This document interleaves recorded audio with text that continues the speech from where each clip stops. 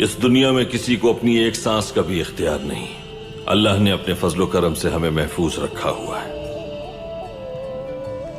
उसी के फजलो करम से दुश्मनों के बीच बेखौफी से जिंदा रह रहे हैं हम सब कुछ।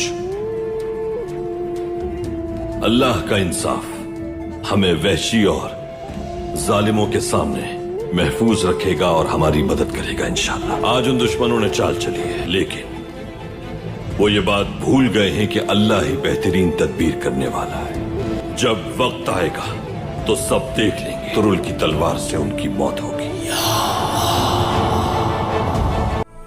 अपनी मर्जी से तो इस दुनिया में सांस लेना भी मुहाल है,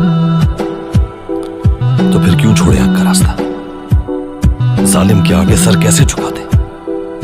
खुदा को क्या जवाब देंगे हम? रोज़े हश्र क्या उज़्र होगा हमारे पास? बताओ अब्दुल कीली।